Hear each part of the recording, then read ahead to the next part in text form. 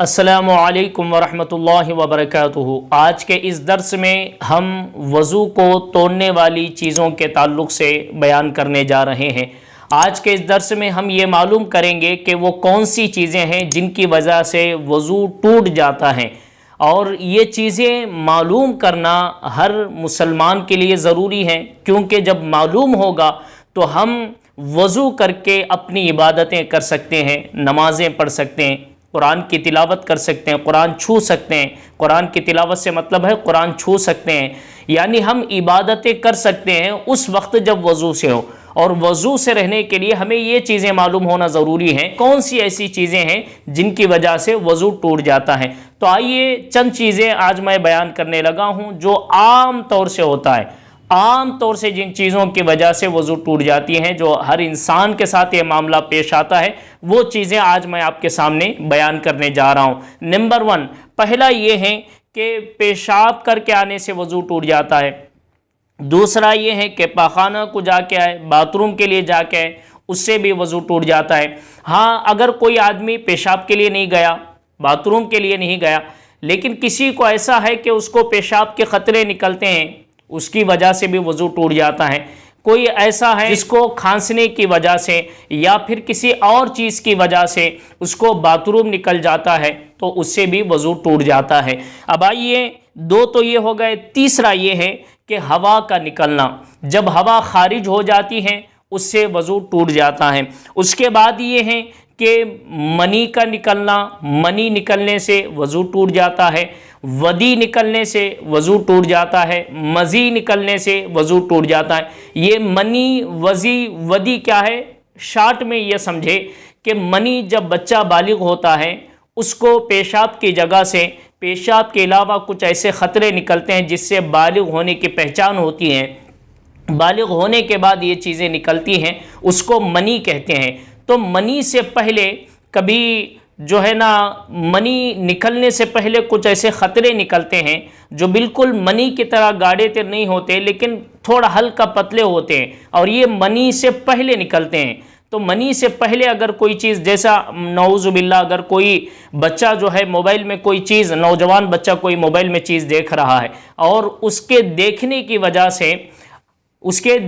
वजह से अगर मनी नहीं निकली, सिर्फ मनी से पहले निकलने वाले वदी हैं या मज़ी हैं वो चीज़ें निकलती हैं, तो उससे भी वज़ू टूट जाता है। उसके बाद हैं ये 3 चीज़ें, वदी का निकलना, मज़ी का निकलना, मनी का निकलना, ये तीनों की वजह से वज़ू टूट जाता है। उसके बाद है खून का निकलना।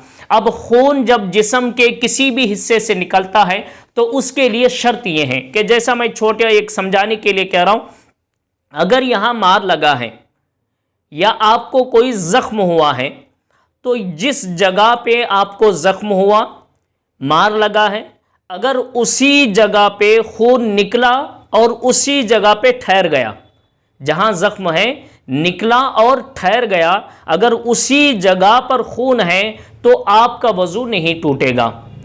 अगर आपके उस जगह से निकल के बह जाता है, आपके उस जगह से जहां जख्म है उस जगह से बह के निकल जाता है, आगे बढ़ जाता है, तो वज़ू टूट जाता है।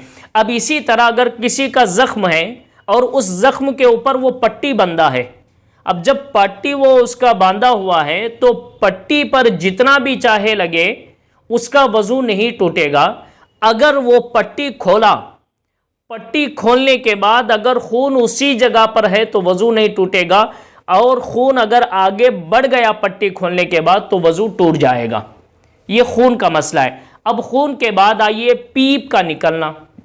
किसी का ज़ख्म है, उसमें पीप भरा हुआ है, अगर पीप निकला और उसी जगह है तो वज़ू नहीं टूटेगा, और पीप अगर निकला और आगे बढ़ गया तो उससे वज़ू टूट जाएगा। इसी तरह अगर कोई पट्टी बांधा हुआ है और पट्टी पे अगर पीप लगा हुआ है तो वज़ू नहीं टूटेगा। हाँ, अगर वो पट्टी निकालने के बाद जब वो पीप आगे बढ़ जाता है तो उसका वज़ू टूट जाता है। अब उसके बाद है, कोई आदमी कै किया, उल्टी, तो उल्टी जब कर रहा है तो उल्टी के लिए ये देखना है कि वो कितनी उल्टी कर रहा है। अगर वो थोड़ी थोड़ी उल्टी कर रहा है तो वज़ू नहीं टूटेगा।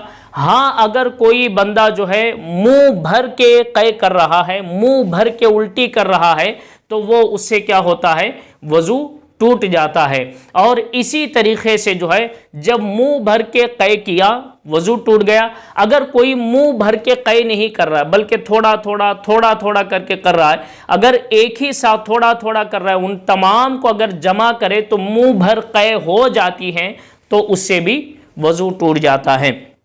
और उसके बाद ये है कि मुंह भर के कै चाहे पानी के हो, चाहे खाने के हो, चाहे खून के हो, कोई भी उल्टी हो, अगर उल्टी मुंह भर के हुई है तो वज़ू टूट जाएगा।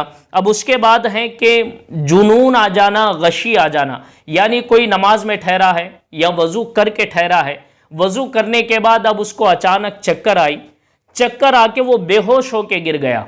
बेहोश हो के अगर गिर गया तो गिरने वाले का वज़ू टूट जाएगा। सिर्फ चक्कर आ रही है उससे वज़ू नहीं टूटता, बेहोश होके, चक्कर की वजह से बेहोश होके गिर जाता है, बेहोश हो जाता है, तो उसको क्या होता है, उसका वज़ू टूट जाता है। इसी तरह जो है ना पागल हो जाना, वज़ू करके आया था, नमाज पढ़ रहा है, अचानक जो है दिमाग ख़राब हुआ, पागल हो गया, तो उसका भी वज़ू चले जाएगा। जब वो होश में आएगा तो फिर वज़ू करेगा और वज़ू के साथ फिर वो अपनी इबादतें करेगा। उसके बाद है कि नशा करना, अगर कोई आदमी नशे की हालत में है तो नशा करने से भी वज़ू टूट जाता है। अब उसके बाद है कहकहा लगाना, यानी बालिग बच्चे का नमाज में हंसना।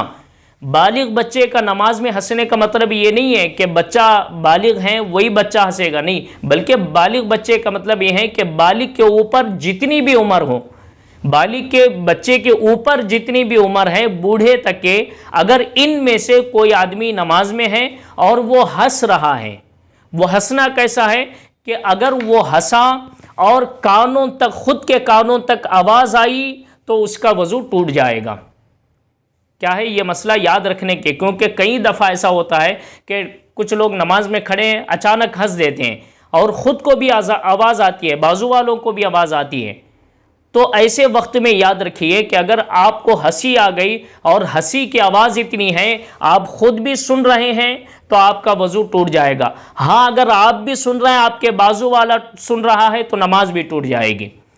अगर आप सिर्फ मुस्कुरा रहे हैं, हंस रहे नहीं, सिर्फ मुस्कुरा रहे हैं, आपके दांत दिख रहे हैं, आवाज़ नहीं निकल, आपको खुद भी नहीं आ रहा, तो वज़ू नहीं टूटेगा। ये भी एक मसला याद रखने का है। दूसरा ये है कि मियाँ बीवी का जब ताल्लुक़ हो जाता है तो ताल्लुक़ होने के बाद भी वज़ू टूट जाता है। अब इसी तरीक़े से बच्चा है, दूध पीने वाला बच्चा है, अगर दूध पीने वाला बच्चा मुंह भर के कै करता है, मुंह भर के कै करता है और वो उल्टी जो है उसके आज़ा जो वज़ू करने वाले आज़ा हैं, उन वज़ू करने वाले आज़ा पर पड़ते हैं और मुंह भर के हैं, तो उसका वज़ू टूट जाएगा। तो ये आम तौर से ये जो चीज़ें हैं, ये चीज़ें वज़ू को तोड़ने वाली होती हैं। हाँ, अगर आप कुछ पूछना चाहते हैं वो सवाल आप कर सकते हैं, इंशाल्लाह उसका हम जवाब देंगे। लेकिन आम तौर पे ये मसले पेश आते हैं जिनकी वजह से वज़ू टूटता है। इन मसाइल को याद करें, 1 से 2 बार सुने, ख़ुद भी सुने, अपने दोस्तों तक, रिश्तेदारों को भी ये मसाइल पहुँचाएँ ताकि हमारी इबादतें, नमाजें दुरुस्त हो सके। अल्लाह से दुआ है अल्लाह ताला हमें इन मसाइल पे अमल करने की तौफ़ीक़ अता फ़रमाए। अस्सलामु अलैकुम व रहमतुल्लाहि व बरकातुहू।